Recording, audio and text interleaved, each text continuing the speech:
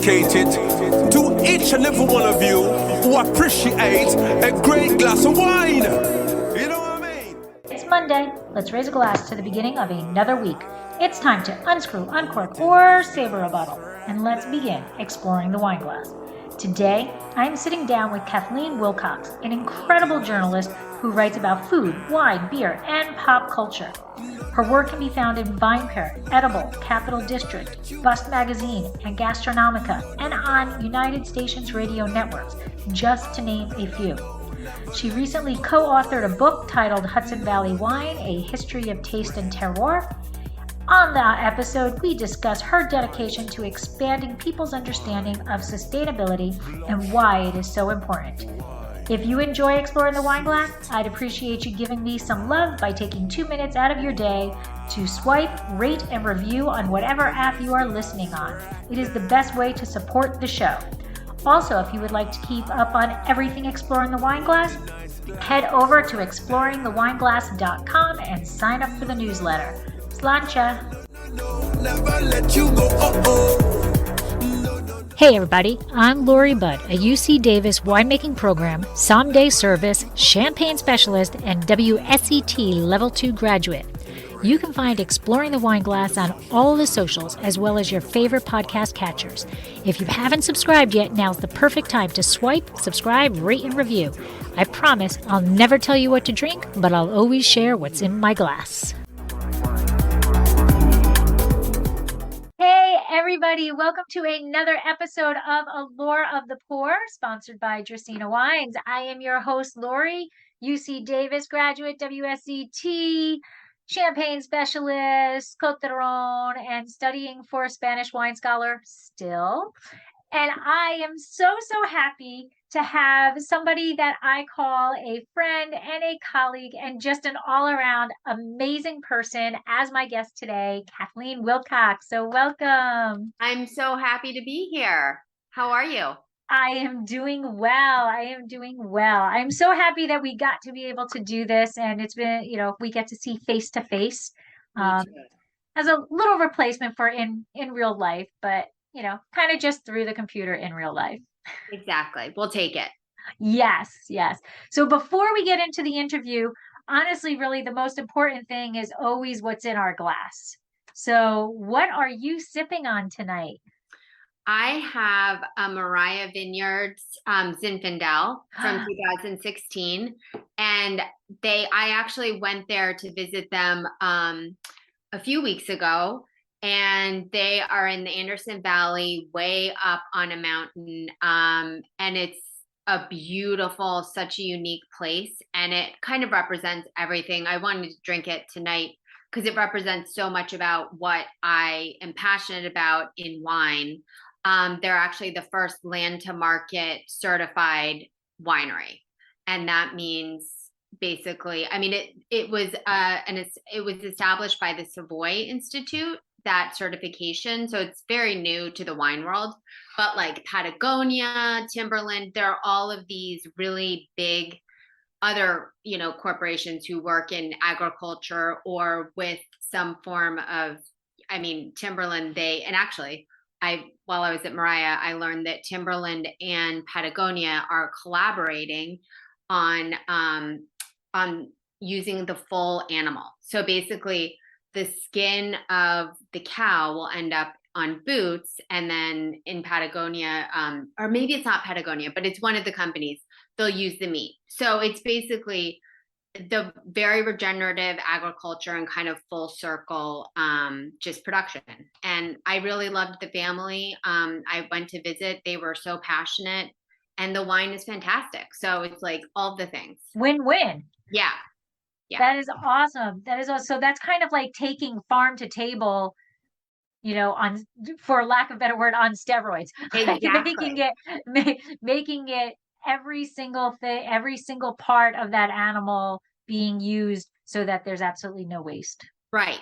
And it's the same thing with the wine. They're making sure that everything is, they take kind of a data point set of the vineyard. So that they went in and they measured the soil's fertility to see how many microorganisms there were. And then they took another measurement a year later to see if they could be officially certified. And of course they were, because they'd met some of their goals that they'd come up with the certification process. So every year they're trying to improve. It's not like, oh, now you're certified and you're done.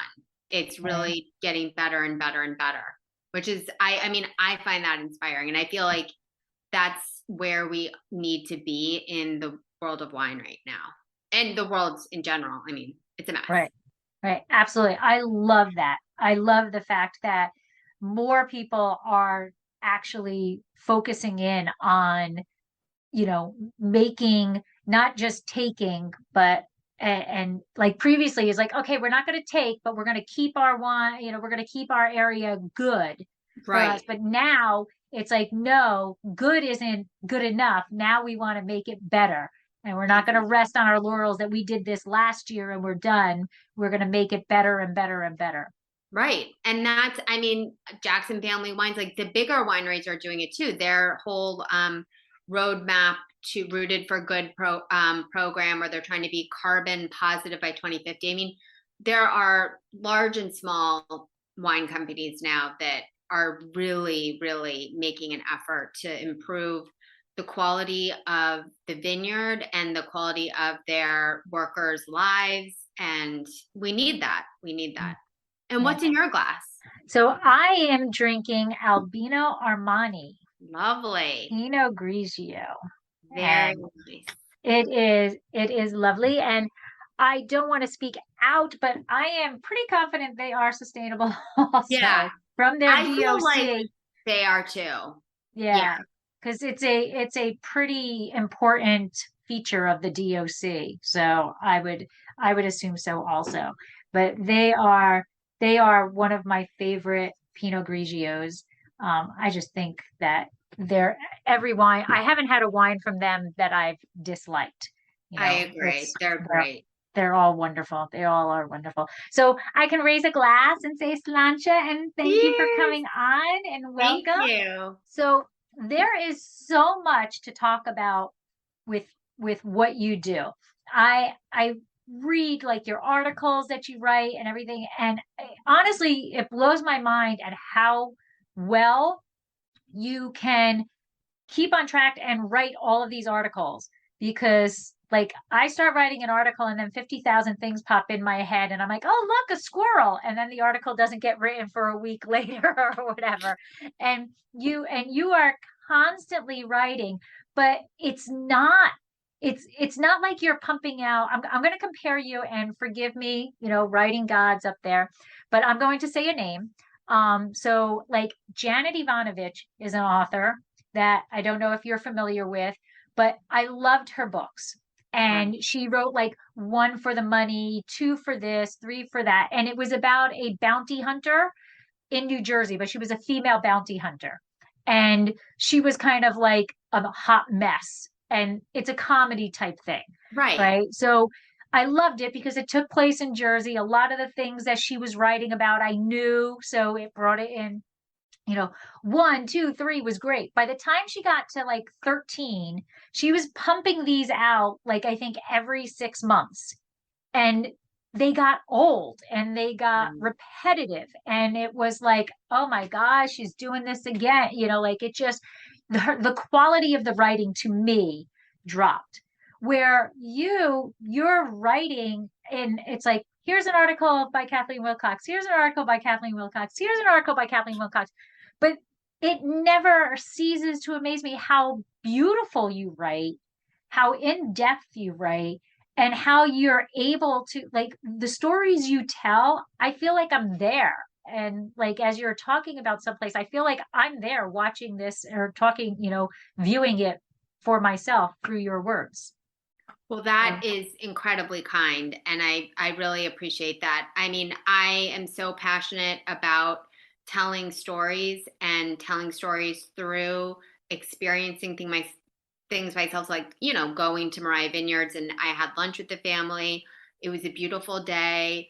We really walked around the vineyard and spent a lot of time talking about that wine. And those are the kinds of experiences that inspire different levels of introspection, and you can really think about new stories and think of new things in a different way. Because one thing, and I'm sure that you can relate to this, winemakers do things all day, every day that they think, oh, that's completely normal. But an outsider is like, oh my gosh, that is so cool. And they're so inspired by it. So I think that part of the key is that I do a lot of travel and I hear the stories and I'm interested. I think curiosity is really, that's at the root of everything. So I have a question when you, and this probably might be different depending on where you're going or what you're writing about. But so like when you visited the winery, did you already have a topic in mind of here's my title, this is what I want to write? Is that how you approach it, or does it change depending on what's going on? Or once you're there, you're like, here's my article. This is what I'm going to write about. It's usually the latter. Mhm. If I'm like, for example, I went to J Vineyards just very recently to experience a very cool dinner series that they're having called Shifting the Lens. And it's about inviting a more diverse group of people to the wine table and exploring different flavors. The dinner that I went to was Indian food. And, you know, typically you would think, oh, a sweet wine. No, they did all very, very, very dry wines. It was Chef Preeti Mystery, and it was very inspiring. But that's the type of thing where I'll go and I'll say, well, obviously I'm going to write about this. But then other things will happen while I'm there. But most of the time I just go and just see what's going on and get to know the people. And then again, it's a lot of times what they think is the story isn't what I think the story is, because they think, and you know, I think that I write a lot about sustainability. So people will think that I'm going to write a very general story about sustainability. But as you said, that would get really boring for everyone, including Right. me. So I often just find some little detail that I had no idea I'd find. And so let's backtrack and let's find out, how did you actually fall in love with wine? How did you come to writing for wine? Because you write about a lot of things, like you're in other magazines and you're in other, online and everything. So how did you find wine? Well, I started writing when I graduated from college, and I really struggled with what was going to kind of define my beat, for lack of a better term. I tried business writing, I tried writing for women's magazines, I tried music writing, and there was always a big something missing. And I have always loved wine, and I've always loved beer, and I've loved the culture of alcohol and food. So I just started exploring it. And I have to say that the wine industry is by far one of the most welcoming industries I found. I know not everyone feels that way, but I really felt like I was home. And I mean, there's everything there. There's business, the environment, there's culture, there's travel, there's personal stories. And that's what interests me. It's just, it happens to be in one subject, which I feel very lucky to have discovered it and to have stumbled into it during a time when wine is a welcoming place. And I've never felt, and every other industry that I've written about other than wine, this has not been the case. But if I don't know something, I don't feel like an idiot. I just ask the question, and it's okay. And people understand you can't know everything about wine because there's so much to know. So if you've got kind of a missing gap, people are excited to fill you in. They don't, Right. they're going to talk to you all day about it, I- which is great. If if somebody comes up to me at an event or something and says, Cab Franc, I don't know Cab Franc. Oh my God, it's like it's like Exactly. my happy day. Well, let me tell you about Cab Franc. Exactly. And I think I mean, winemakers and wine growers tend to be very passionate and again, for lack of a better word, geeky intellectual people who get really excited about the particular area that they excel at. So I When have a do question. you, I Go mean, ahead. I'm I'm sorry sorry. I know I shouldn't ask questions, but I'm curious because I know that you've been such a big advocate for Cab Franc.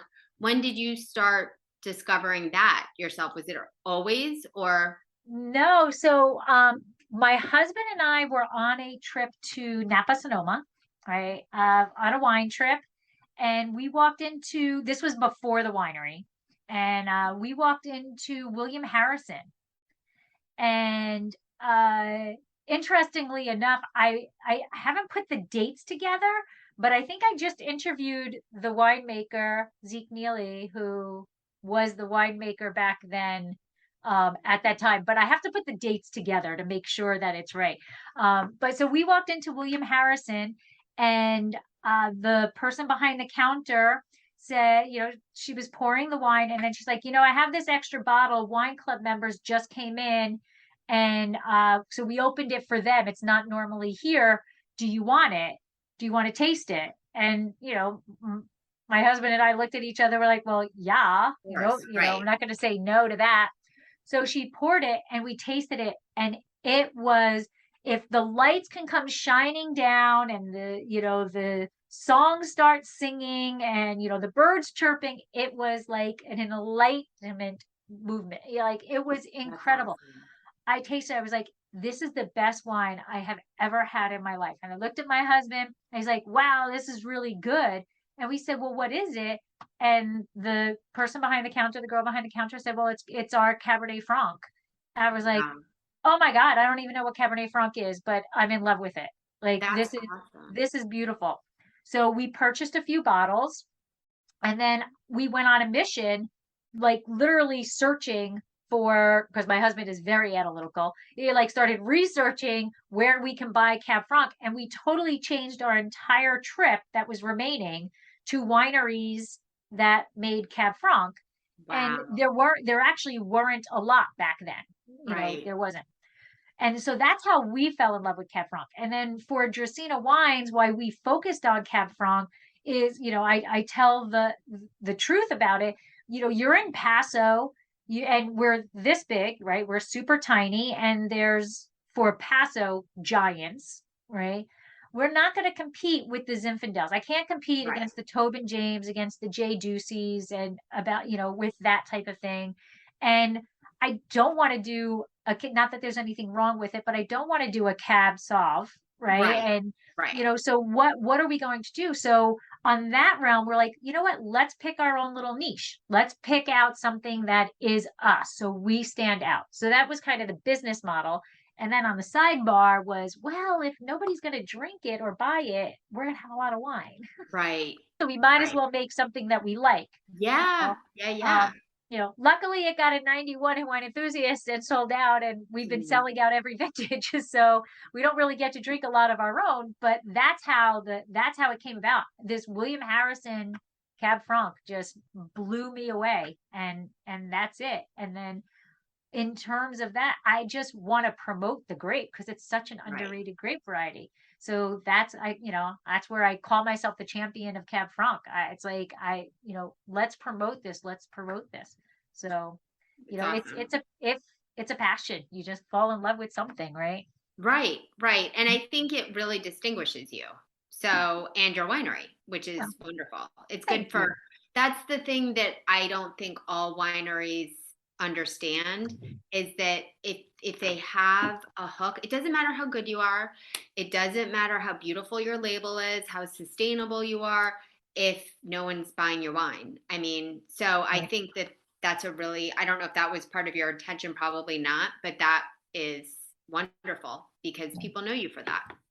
Yeah, when I started Cab Franc Day, it was literally because we were just releasing our first Cab Franc. So Right. I started. I never would have thought that it would trend, and I would have never thought that it would be where it is today, where I've gotten to travel to Hungary, and I've gotten to speak in front of communities about it. And I would have never, I would have never thought that, but I'm proud that that's where it is. So Yeah. I'm thrilled for you too. Yeah. Well, thank you. But I'm going to turn the table back to you. Okay. Okay. So, your passion is sustainability, Yes. right? And so I think, can you explain what you define as sustainability? Because I think that there's some confusion between sustainability and maybe organic and some other terms that get thrown out there. My definition is evolving. So I definitely prefer it if everyone is organic, but I also am a realist and I understand that not everyone and not every climate can be completely organic. And I also think that there is an argument that if you are in a climate that is really rough, spraying a lot of copper and a lot of the organic pesticides and fungicides and everything can be just as damaging, if not more so, than spraying once or twice a very not a harmful pest. I mean, because I'm not suggesting anyone sprays Roundup. I think that like there are some things that if it's outlawed in Europe, I really don't think Americans should be spraying it either. Right. We're not as strict as Europe, but I wish we were. Right. But I also think that there's what we were talking about before. Let's say you're spraying Roundup in the vineyard. You are going to have very degraded soil. You're going to have weak grapes. So if you go from that to being biodynamic overnight, you're going to, your yield is going to be slashed by 2/3. You're going to go broke. So I think that there is something to be said for steps, taking steps towards being more sustainable and just continuing to push yourself. I also think it's more than just in the vineyard. I was at a lunch today that was California Wine Institute. It was a virtual, and I call it lunch because it was 1 p.m. my time, but it was 10 a.m. Their time. And all of the wineries were talking about, building, some of them were working on lightening their bottles so that they reduce the carbon footprint for transportation. Some of them were building more eco-friendly wineries. Some of them were working on water filtration. So there are so many different ways. And I also think it's important to be economically sustainable, which goes into the whole like going from spraying Roundup to being biodynamic overnight isn't necessarily, unless you have a lot of trust fund, then go for it. And also supporting employees, because we all know what that's like. You don't get into the wine business to, become a millionaire, basically. You get into it because you love doing what you're doing. And often that does entail some sacrifices. So I think it's important when winemakers take care of their employees and maybe give them vacation and sick days if they can, and just keep the conversation open and equitable. And that's what I like the most about the whole concept of sustainability is that it's not a single entity. Right. It's, you start off with I forget what that diagram is called, but like it starts off with this and then it like rays out into all of the different arms, like an Right. octopus of everything. It's not just taking care of the soil. Taking care of the soil is extremely important, but taking care of the carbon footprint when you're trying to ship or when you're trying to do this, and most importantly the Yes. people, and treating the people well and respecting them for what they do and rewarding them appropriately for the role that they have, no matter how trivial of a role it may seem. It's a huge role in the big picture if you want to make a quality wine that is that's well respected. Absolutely. And one thing that I hear again and again from winemakers who are trying to become greener is they talk to the people in the cellar. They talk to the workers in the vineyard and they say, how can we do better? And all of a sudden they're realizing, okay, the people in the cellar are trying to save water, but we're having them wash out, the tanks in this way, which is totally not sustainable. So often talking to the people who are actually doing the work is, you're going to come up with much better solutions together. And they're going to feel empowered and they're going to feel like they're a part of the solution. And then they're going to want to implement the changes, even if it takes them more time. Right. Absolutely. Absolutely. If you can include the people who are doing the work, because I don't think there's anybody who ever wants to be in a job that feels like nobody listens to them or, understands what they're going through. Like it's funny, as an educator, you joke, well, a teacher then becomes a principal and they totally forget all of the stuff that they had issues with when they were teaching because now they're principal or superintendent or something and they start doing things to the teachers that they would have hated if they were teachers. So you have to continuously be reminded of what it's like to be in whatever it is. And the people who are working in the cellar, they're the ones who best understand the cellar, and the people who are in the vineyard best understand the vineyard. Yes, 100%. Right. And also, I think, and I know that this is something that is becoming bigger for everyone, is giving women opportunities and giving, LGBTQ people and giving people who might be differently abled access and not just white people. Like, let's not make it so white. Right. Because the wine industry is not going to grow if it's just a certain one type of person, because that's not right. Right. Absolutely. So part of it, the bottles have driven me crazy since long before we owned the winery, and then more since we've owned the winery. I can only imagine. Like it drives me crazy. And I get there's certain wineries who shall not be named, believe that luxury means heavy bottle. And I have always tried to preach nicely to my friends that bottle weight does not mean quality. Right. It means absolutely nothing. All that means quality is really what you're drinking in the bottle. Is it a good wine or is it not a good wine? Right. That's what the quality. How you get to that is a different story, but you either like what's in the bottle or you don't like what's in the bottle. It doesn't matter how heavy the bottle is. Right. And then I try to explain to them, if that bottle weighs so much money, all you're doing is really paying for it twice. Because, exactly. Right? Because that bottle costs more money, and today is even more insane with the bottle cost. But the bottle is so heavy that it's costing the winery more money to purchase that bottle. That cost of goods gets wrapped up into how much they're going to sell that bottle for. So the consumer is paying for that heavy glass. And then, unless you're picking it up at the winery, you're also paying to ship it to you. Right. And that heavier glass is significantly more expensive to ship than other glass. So I keep trying to tell the consumers, you're paying for that twice, and it doesn't change what's in the bottle. It doesn't. And, shipping is a real headache. I know that you get as many samples as I do. And I am sometimes really shocked by the organic wineries who are sending me things in styrofoam. I mean, and I actually just discovered, I did not know this, you can recycle styrofoam. So now I've got a pile of styrofoam in my basement. Oh. They're very specialized facilities. So you have to drop them off. Okay. So I'm going to wait till I have enough to make it worth the car drive. So it is kind of ridiculous, but that was a fact that I learned, and I was so excited. From the winemaker at Remy Wines told me that, actually. Oh, okay. Yeah, because I was babbling about styrofoam, and she said, you can recycle it, and I looked it up, and you can absolutely recycle it.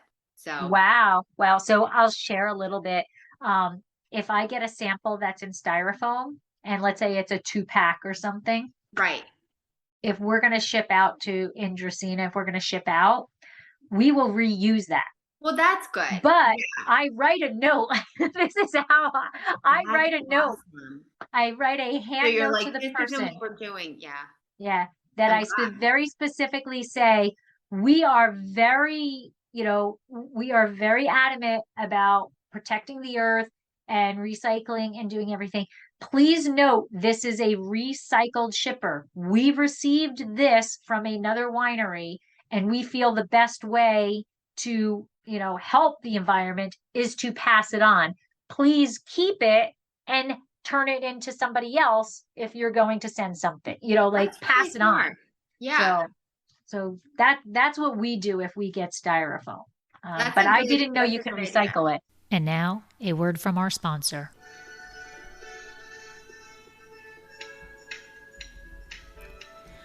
Dracaena Wines loves to give back.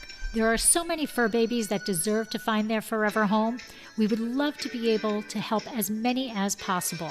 If you are part of a nonprofit organization or know of a nonprofit organization that would like to hold a fundraiser, please contact us at contact@dracaenawines.com or visit our website, dracaenawines.com, to fill out the form. How does the fundraiser work? It is super simple and costs your group absolutely nothing. Together, we will choose a month that your group will be sponsored. During the month, you promote the fundraiser just like any other event you'd hold. At the end of the month, we will donate 20% of the sales to your organization. The donations will be made in the name of each individual who purchased the wine so that you know exactly who helped the animals. Our goal is to raise as much funds as we possibly can and to help as many animals as possible. So please help us help as many fur babies as we possibly can. Yeah, I don't think anyone knows that. I mean, my husband works for the DEC and he didn't know, and he was really surprised. So I let's spread the word. Yes, I'll have to look up where a local place is for us, to how far it is for us to find a place that recycles styrofoam. Yeah, yeah. Yeah. Yeah. We completely, I mean, we never used styrofoam ever, but I God. I just I just feel if I have it and if somebody ships it to me, Oh I'd rather yeah. reuse it than, you know, but I don't know. I guess, the styrofoam works kind of now in the summer months. Yes. Because Agree. you can put the ice pack and, it's Right. got, so I get it there. But when it's not the summer, I don't get why people are using it. But now that I know you can recycle it, I will definitely look for a place that you can. Right. Because well, Right? you know you're getting more. You know you're getting more. Yes, absolutely. Absolutely. So back to sustainability, you were part of writing the slow wine guide. Yes. And I do not have this year's book, but I do have previous books. And I've had the opportunity. I happened to be in New Jersey when Slow Wine was traveling through New York Oh, cool. a few months ago. I don't Yes, know, time flies. I And I know. was able to go to the event. But can you explain what slow wine is and why you feel it's an important aspect? Sure. So slow wine is kind of an outgrowth of slow food, which was created in Italy. I can't tell you exactly when. I feel like it was the 1970s, but don't quote me on that. And basically, the whole premise is everything that we've been talking about. Just respecting the earth, not spraying a lot of chemicals on your food, eating and drinking locally, supporting your community, and it's a holistic kind of program. And so Slow Wine, I think, is a wonderful program. They're spreading, I mean, it's fairly new in the US, but it's becoming a bigger and bigger program everywhere. And basically what we do is we look, and I'm not involved this year because I have too many things going on, but every chapter, so I was part of the New York chapter, we'll go out and we'll send wineries. I mean, we'll call them and we'll say, would you like to participate in this? And basically, if they are not spraying chemicals, if they are doing the right thing in the cellar and in the vineyard, we include them in the book. And basically, it's a guide. So it's not, it's not a lot of creative writing, but it's really helpful for the consumer because you have a guide then of where to go in California, where to go in Oregon, Washington, all of most of the places where they make wine in the US that is organic, and it has a guide on you give awards for really excellent wine, you give awards for really eco-friendly wine, and you give awards for affordable wine. Like if it's affordable for what it, the QPR basically. Right. And it's a great opportunity to get to know wineries in your area, because I don't know about you, but I feel like in some ways I travel and get to know wineries outside of New York much more than I do and it's a shame. So Yeah. I was really excited to have the opportunity to speak to like-minded folks in New York and just kind of take their temperature and find out what they were doing, what they were excited about. And ideally, the writers go out and visit the wineries. But with COVID, it wasn't always possible, so people did it on Zoom a lot, which works too. Works what it does do. Yeah. And so it's kind of like I view it as kind of like a tour guide Yes. for people as you're going to a region. If this is something that's important to you, which I'm hoping more and more and more people it is important to, right? That this is kind of like, all right, well, let me see. I can support winery A that I see in every magazine, that I see in every, you know, possible thing because of all the marketing, all that they have. Or let me look through here and maybe I can support a local place that really pays attention to sustainability and making sure that everything is done well for the environment and the people.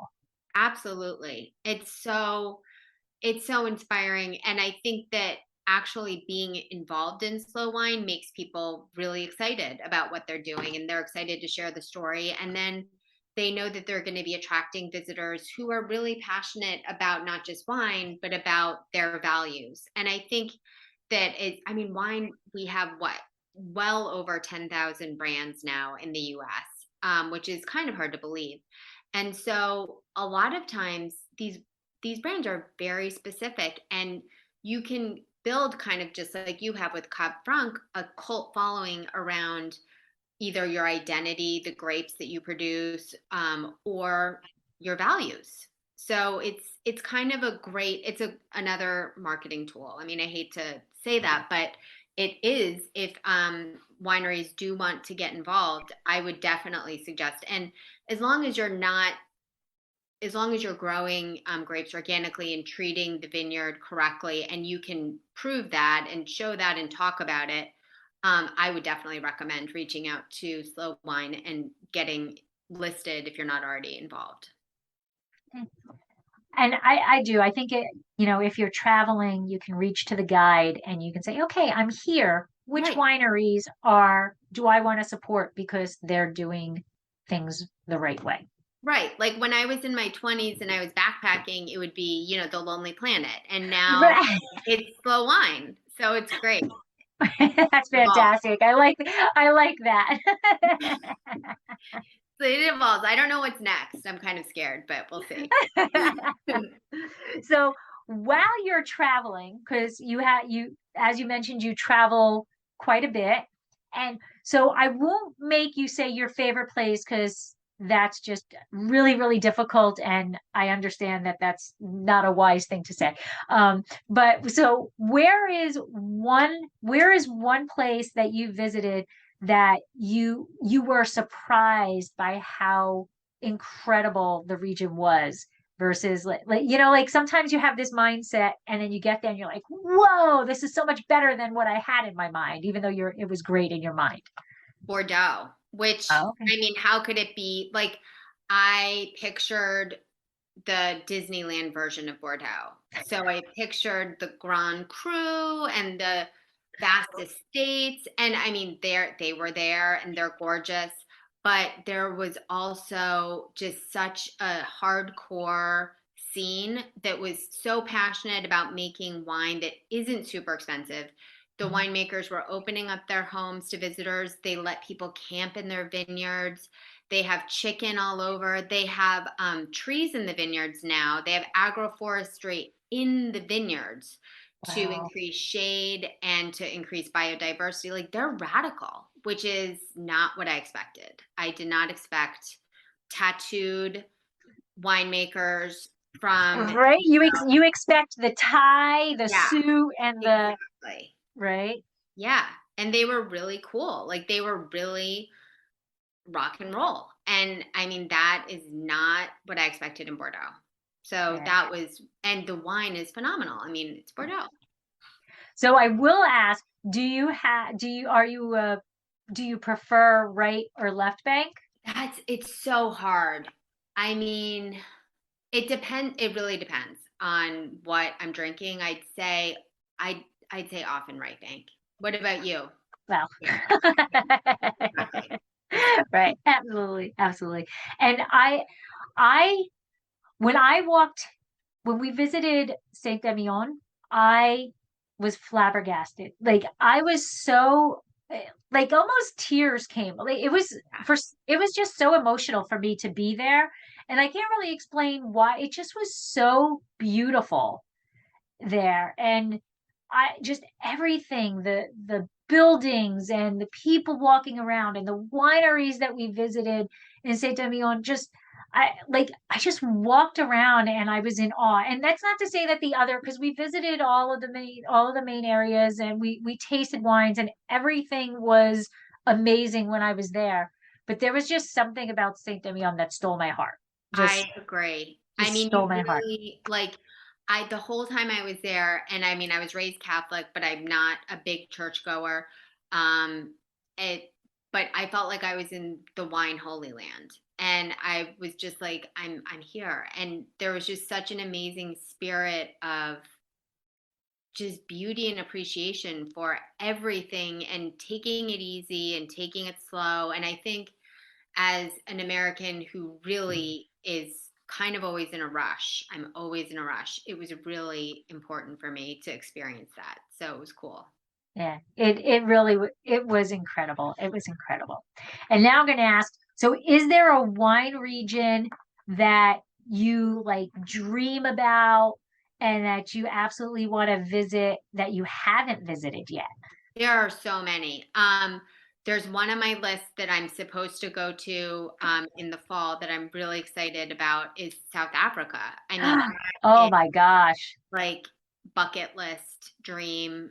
I am so excited and I am so inspired by the winemakers in South Africa and just how far they've come and the social change and just everything that they're doing is really inspiring. And I can't wait to taste it in person. But I mean, New Zealand, Australia, China. I'm very curious about China.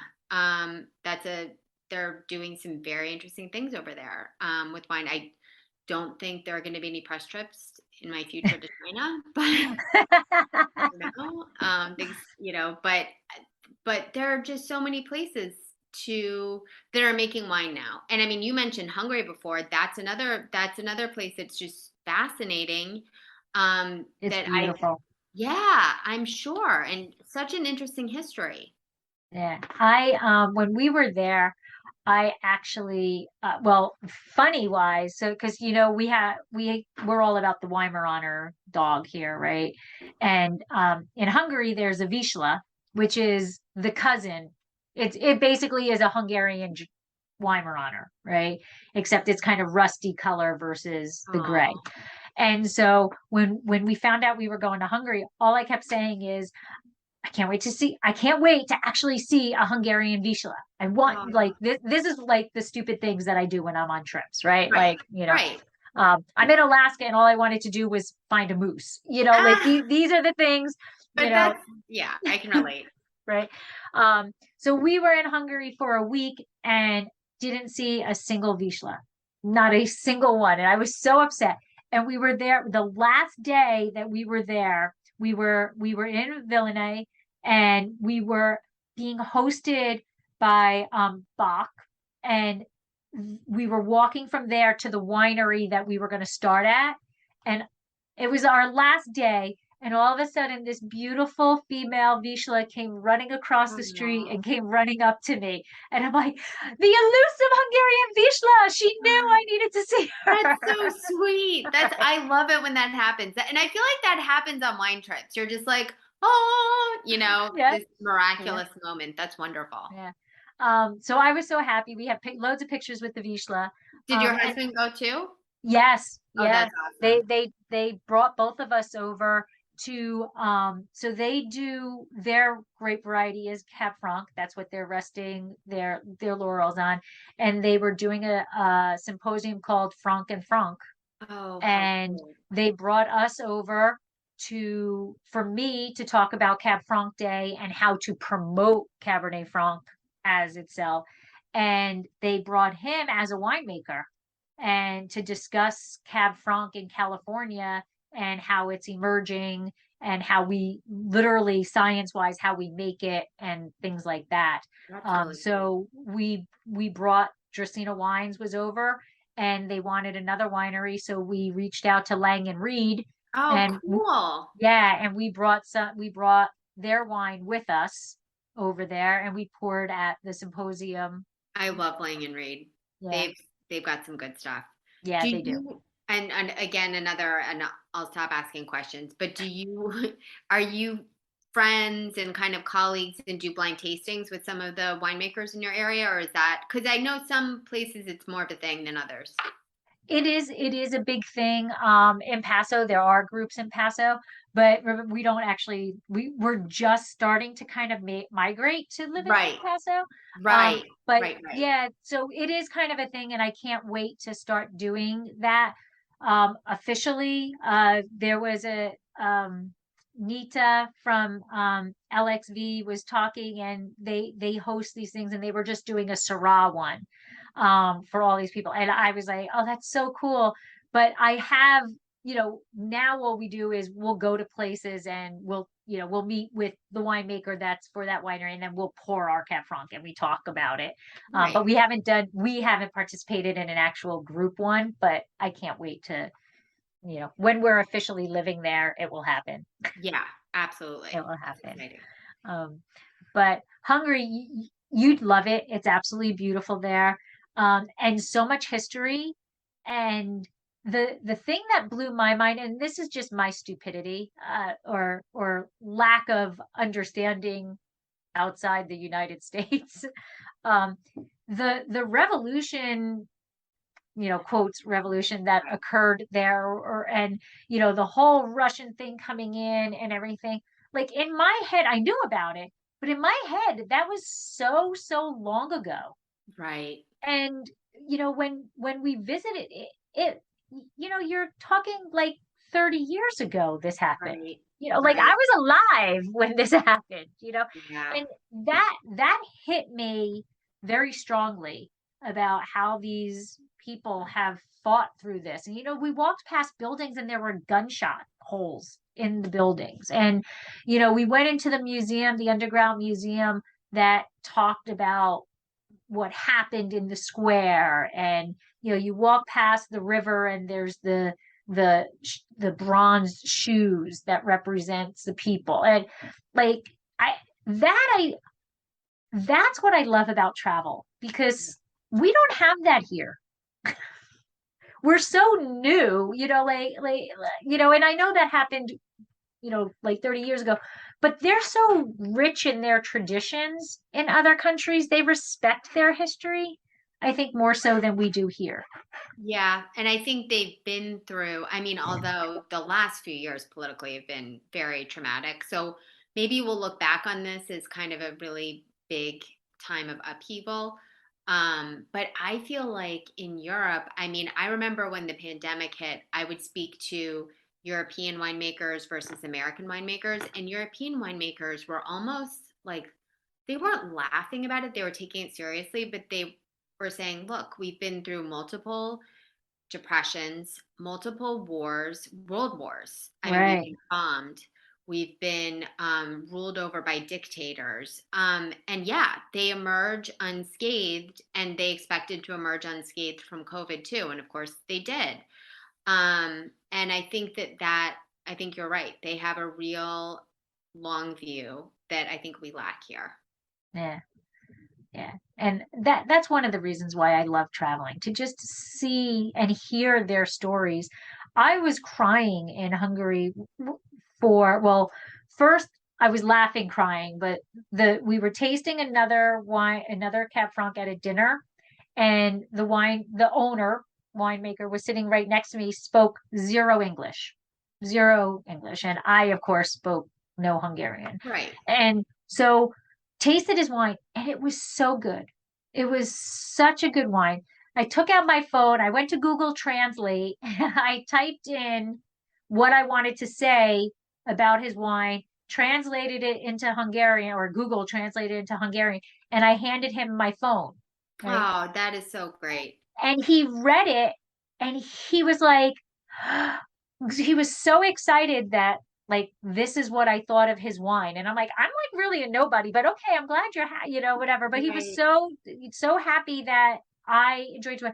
He starts hitting his wife next to him, Oh, and she's in a conversation and she's like, whatever. And keeps hitting her. She turns, she's like, what? What I'm assuming was what, right? right. And he hands her my phone and she Oh, reads it and she just stops the conversation. And then luckily another person who was on the trip could translate for us. right. And, he told us what they were saying. And it was such a great moment to talk to these winemakers and to let them know that their stuff was appreciated. It was so incredible. Um, and That's why then we're in this business, right? Those moments. what? That's why we're in this business, those Yeah, moments, because yeah, it brings you so much closer to someone who is really practically so far away from your everyday life. It's really cool. right.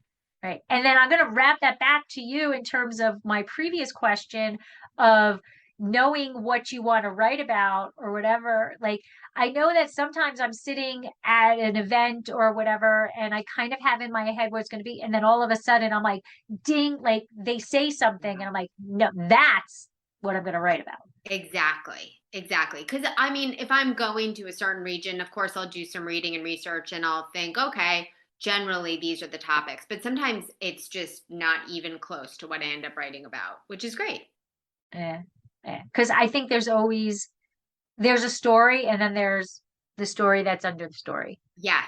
And that's often the the marketing team doesn't always know what the winemaker is going to say, which can be good and can be bad, can be bad.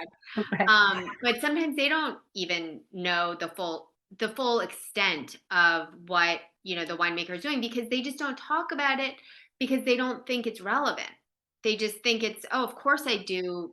I do this in the vineyard. Of course I do. I plant these esoteric cover crops. But really, to anyone else, it's fascinating. Right. Right. Absolutely. So if sustainability is your top, this is really your heart, soul, this is what else piques your interest about wine? What else do you love about wine? I like learning about the business of wine, which is not it sounds really dry, but I think that is fascinating. Like what I just wrote an article for Wine Industry Advisor about the sales trends. So basically, rosé is doing really well online and in tasting rooms. Other grapes and variety, and of course it is spring, but other grapes and varieties aren't really selling except at events where people are so excited to be there, and like you say, that's when they get to try the wine, that the Cab Franc that you'd never tried before, and then they become lovers of it forever and they buy a case or whatever. But so I'm interested in also the demographics, who's buying what, why, and trying to understand what that says more broadly about wine and just the world and what's happening. Because often the way people choose to spend money says a lot about things that are happening in their hearts and, broadly in the bank. I mean, luxury wine is way up because people who have cash to spend, $100+ on wine aren't hurt right now. But for people who spend 15, $20 on wine, they might not be spending that money on wine. They might be spending it on gas.